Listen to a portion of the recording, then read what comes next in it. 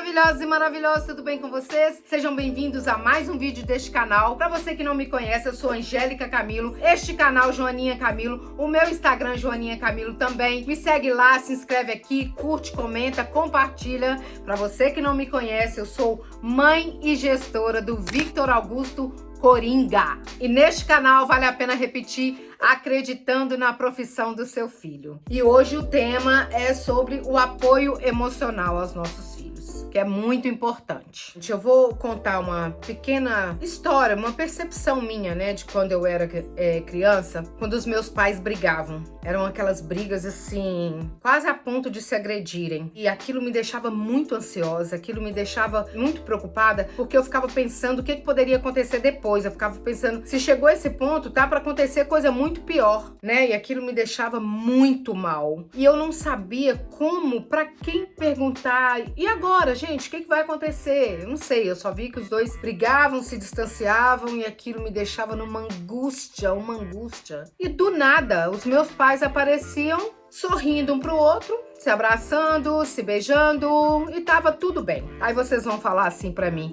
ah, mas casal é isso mesmo. Tudo bem que o casal seja isso mesmo, mas alô, tem filhos, gente, tem crianças, a cabeça fica a mil. Não é legal, né? Então eu penso que o ideal é tentar fazer essa distinção, sabe? Não é distinção, nem sei se a palavra é essa não, tá, gente? Mas é algo tipo assim, o pai do meu filho é um, o meu marido é outro. Com quem que eu briguei? Eu briguei com o meu marido, mas o pai do meu filho não tem nada com isso. Ah, briguei com o pai do meu filho, meu marido não tem nada com isso. Eu não sei bem como fazer isso, mas eu procurei fazer. Pra mim, talvez eu não vá dizer que tenha dado certo todas as vezes, mas funcionou. E um exemplo disso, em algum momento lá em casa ficou assim, as coisas começaram a ficar bem insuportáveis, né, de acordo com umas coisas que aconteceram. E aí, o que eu fiz? Eu fui numa loja de brinquedos, comprei um quebra-cabeças, eu acho que de 5.000 peças. E daí eu pedi pro pai do Vitor, ele fez um tablado em isopor, a gente botou aquele quebra-cabeças ali, pelo momento, aquele momento que a gente estava passando era um momento difícil. Era difícil para mim, era difícil pro Vitor e era difícil pro pai dele. Então assim, não adiantava eu achar que eu fosse chegar do trabalho e íamos os três deitar para assistir um filme. Não, isso não ia acontecer, porque o clima não tava legal. Não adianta a gente começar a bater um papo ou tentar discutir, tentar falar do problema, porque a gente ia acabar discutindo de novo e era um problema que o Vitor não tinha absolutamente nada a ver com isso. É um problema que a gente não tinha a necessidade nem o direito de expor aquilo pra ele, porque é uma coisa que a cabeça dele não iria entender. E daí eu comprei esse quebra-cabeça de 5.000 peças, né? Bem complicadinha a imagem que eu comprei. E o pai do Vitor fez esse tablado de isopor e aí a gente fazia isso todos os dias. Chegávamos do trabalho, o Vitor chegou da escola, né? Passava um pouquinho, o pai chegava do trabalho, passava um tempo, eu chegava do trabalho também. E aí, em silêncio, se quisesse falar alguma coisa, eu falaria, mas normalmente a gente não abria a boca porque a gente tava a cabeça, né, no problema. Então, cada um com o seu raciocínio, cada um com o seu pensamento, cada um com a sua ideia, cada um com a sua introspecção. Daí a gente passava 2, 3 horas montando um quebra-cabeças todos os dias. A gente deve ter demorado tipo vou falar uns 10 dias, talvez 15 dias para montar o quebra-cabeças. E o pai dele até botou num quadro depois, sabe? Aquilo lá representava bastante pra gente. A gente não ficou no quebra-cabeça só não, a gente foi várias vezes, a gente entendeu que isso super funcionou pra gente, eu acho que funciona mesmo. E a gente ficava montando o quebra-cabeça, ele botou num quadro aí, né? Que aquilo lá virava história pra gente. É uma forma bem bacana da família estar junto, sem precisar ficar fingindo que tá tudo bem, né? É muito bom, é terapêutico isso, foi maravilhoso. Uma outra história do Vitor que eu gostaria de falar, né, de questão de apoio também. Certa vez o Vitor falou que queria colocar um brinco. Por mim não teria colocado, né? Eu falei, ah, não vai colocar brinco, é muito novo, vai colocar brinco pra quê? Não faz o menor sentido. Vai colocar o brinco por quê? Só porque tá com vontade? Não é assim não, gente. A gente fica muito cheio de vontade, você começa a fazer tudo que você tem vontade e aí a vida perde a graça. Eu acho assim, né? Eu penso assim. E aí ele falou, mãe, eu quero botar um brinco. E o pai dele falou, não vai botar brinco, não. Não sei o quê. Eu falei, não, Vitor, não vai mexer com brinco, não. E ele falou assim, mas eu quero muito colocar um brinco. Qual é o problema de colocar um brinco? Nenhum. Qual é o problema de fazer o que eu quero, colocar o brinco, fazer? Qual que é o problema? Todo problema. A vida não é assim, não. A vida não é um morango, não é assim que funciona. Eu acho que a vida tem que ter equilíbrio, tem que haver trocas, compensações de você pra você mesmo. Daí o Vitor falou, mãe, eu vou botar um brinco. Então, não vai. O pai dele também falou que não. E ele, mãe, por favor, deixa eu colocar um brinco. E aí o pai dele falou o seguinte, ele trabalhava na loja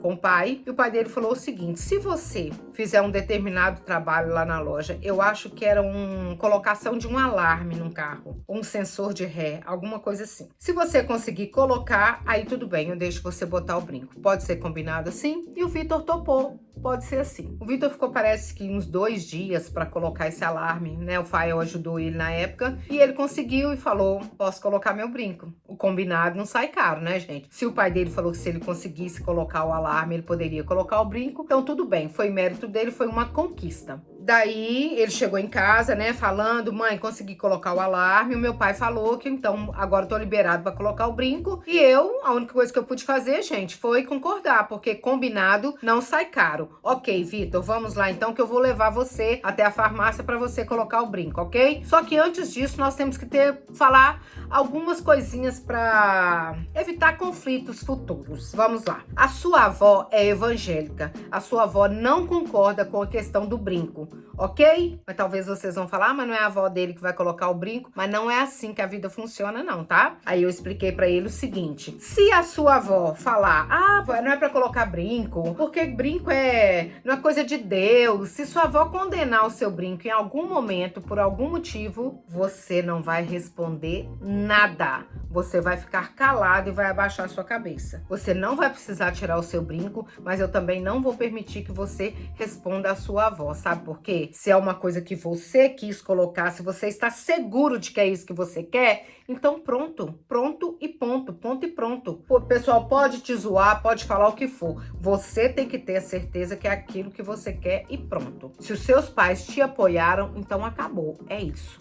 Mas eu encontrei com meu tio, aí meu tio falar que eu sou isso, que eu sou aquilo outro. Não interessa. Foi você quem quis colocar, os seus pais concordaram com você, então nada do que as pessoas falarem ou fizerem, você não deve permitir que tire você do sério, porque foi uma escolha que você fez, né? E com o apoio dos seus pais. O que eu queria passar pro Vitor, o que eu queria que o Vitor entendesse, é que a partir do momento que ele decidiu fazer algo que ele queria muito e que ele tinha o apoio dos pais, então assim, ele não precisava brigar com ninguém. O máximo que ele poderia fazer era usar esse argumento. Então, gente, eu tô feliz, fiz porque eu quis e os meus pais me apoiaram e me permitiram fazer. Outra coisa que eu queria falar pra vocês, que é a questão de apoiar, né? A gente tem um hábito, né? Alguns pais, eu fiz isso também. Eu pensava muito e depois que eu fiz, eu pensei, eu acho que isso não é legal, não. Porque eu penso, a gente que é adulto,